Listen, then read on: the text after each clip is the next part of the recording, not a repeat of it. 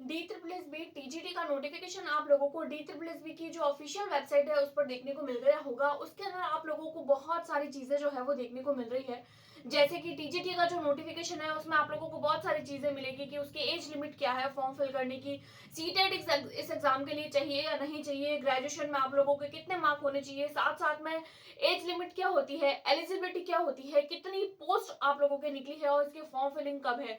इन सब चीजों के बारे में आज की वीडियो में मैं आप लोगों के साथ में डिस्कस करने वाली हूँ। So hi everyone, this is Tamanna and welcome back to YouTube channel. कैसे आप सब?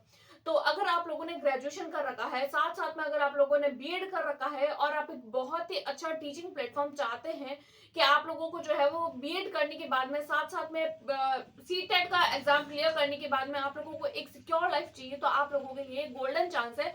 आप लोग DSSB टीजीटी का फॉर्म फिल कर सकते हैं।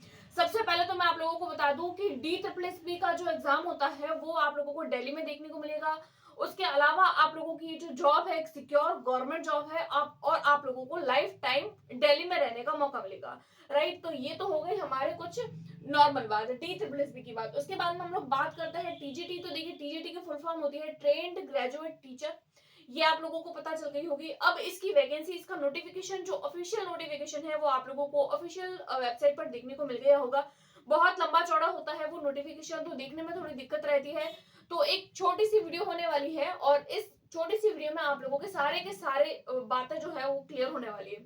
सबसे पहले अगर मैं बात करूं इसके फॉर्म फिलिंग की, क्योंकि सबसे पहले तो फॉर्म फिल, उसके बाद में पोस्ट। सबसे पहले अगर मैं बात करूं फॉर्म फिलिंग की, तो देखिए इसके जो फॉर्म है वो आप लोगों के लगभग 4 से 5 दिन बाद यानी कि 8 फरवरी से स्टार्ट हो जाएंगे और 8 मार्च तक आप लोग फॉर्म फिल कर सकते हैं टीजीटी के लिए।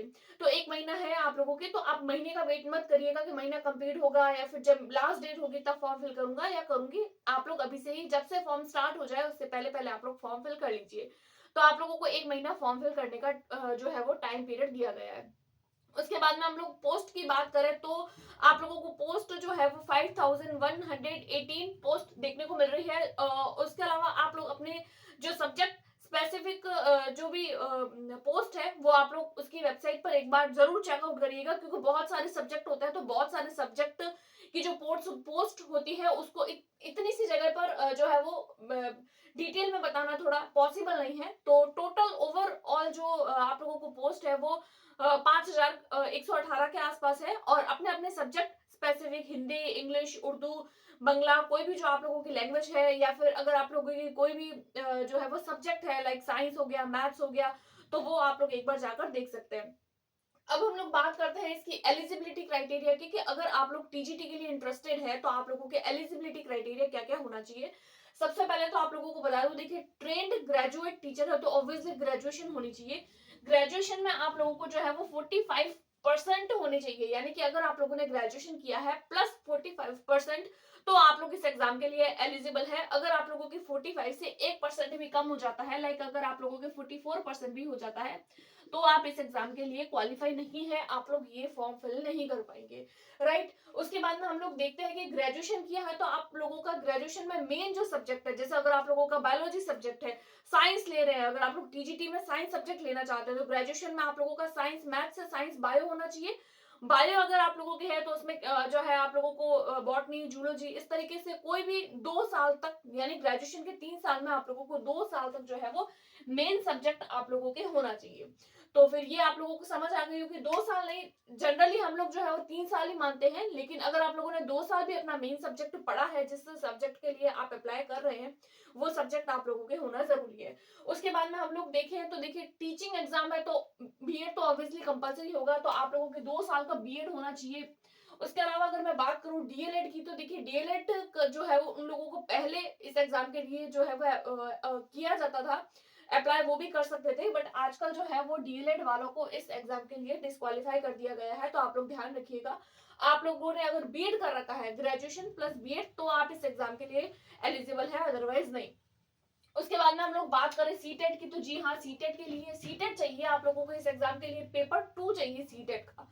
राइट, अब हम लोग बात करें कि आप लोगों के कितने मार्क होने चाहिए सीटेट में, तो देखिए जनरली अगर हम बात करते हैं सीटेट एग्जाम की, तो सीटेट एग्जाम के लिए अगर आप लोग सीटेट करने के बाद में कोई भी एग्जाम देते हैं तो आप लोगों को 90 मार्क चाहिए। लेकिन अगर आप लोग जो है वो किसी न किसी कैटेगरी से आते हैं तो कैटेगराइज कर लिया जाता है, मार्क्स को भी आगे डिवाइड कर लिया जाता है किस तरीके से। तो देखिए अगर आप लोग जनरल कैटेगरी से बिलोंग करते हैं तो आप लोगों को 90 मार्क लाने होंगे, यानी कि 60%। यानी अगर आप लोग जनरल कैटेगरी से हैं 60% ला रहे हैं तो आप लोग इस एग्जाम के लिए अप्लाई कर सकते हैं। उसके बाद में हम लोग बात करें अगर ओबीसी से है, एससी एसटी किसी कैटेगरी से है तो आप लोगों को 82 मार्क चाहिए और 55% चाहिए।